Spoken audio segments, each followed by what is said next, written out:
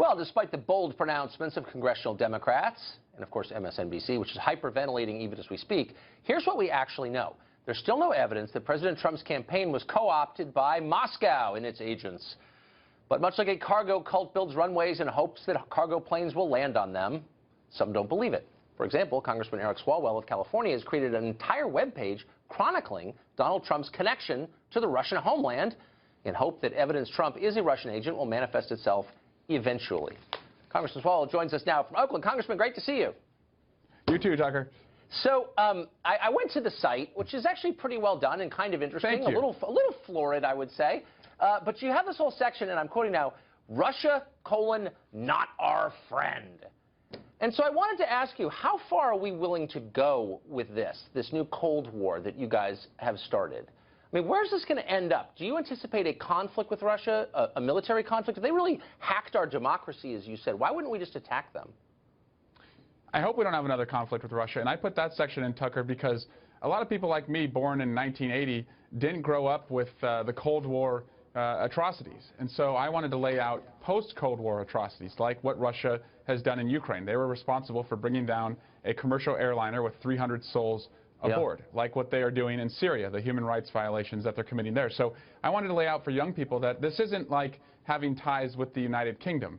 This is like having ties with a country with a vast number of human rights violations and a leader who has been named as being responsible for the killing of journalists. So how would it be different from having ties with, I don't know, pick one, Saudi Arabia, one of our closest allies? Truly one of our closest. I'm focused on Russia. That takes all my time right now, Tucker. No, but I'm just wondering, since we're laying down these precedents, look, if a country mistreats journalists or if it's not observant of basic human rights, I don't know, if being gay is illegal, for example, or they kill people they don't like, or they sponsor foreign wars, then we can't be their ally. They're not our friend? Saudi Arabia is not very happy with me either, because I supported declassifying the 28 pages of the September 11 report that had information about allegations involving Saudi Arabia and September 11. That's your response to a country that ignores human rights and puts journalists in jail and sows discord through the world to sponsor legislation to declassify? Right now, okay, but Tucker, I'm just saying, like, what are the rules? Since you've become this big neocon, along with lots of other Democrats, a Cold Warrior, a neoconservative. My parents would be very happy to hear you say that. But it's just, I guess, I'm just trying to understand what the new rules are here. So for generations, as you know, the left, the Democratic Party, was accused correctly of coddling the Russians back when it was a left-wing country. And now all of a sudden they've come back and said the problem with Republicans is they're not worried enough about the Red Menace. So I'm just going forward, like, how do I know when a country is, quote, not our friend? Yeah, well, I'm living in the now, and this is a country that is not our friend right now. It's a country who attacked us in the last election, and it's a country where Donald Trump and people on his team have very deep personal, political, and financial ties. And the question that everyone wants answered is, did those ties extend to working with the Russians while they were attacking us? And that, I think, calls for an independent commission. Get this out of Congress, take it away from the Trump administration, and let's get to the bottom of what happened. So one of the things you allege here, or you point out, and I think I'm quoting, is that Russia supports the Syrian dictator Bashar al-Assad, which is, of course, entirely true, and you disapprove of that. Who should we be supporting? Who should be in charge of Syria? Since this is the real world, these are actual countries, you're an actual congressman, who should we be supporting in the Syrian civil war?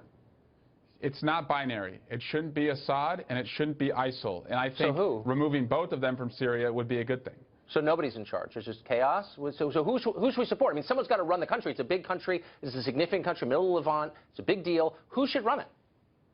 We should support anyone that doesn't support attacking America. ISIL is attacking America, and Bashar Assad has used chemical weapons to attack his own people and also has allowed ISIL to grow because he's a motivating force for them, and then they're able to attack America. But we don't have to solve every problem in the world. Well, I'm just pointing out that Russia is not our friend.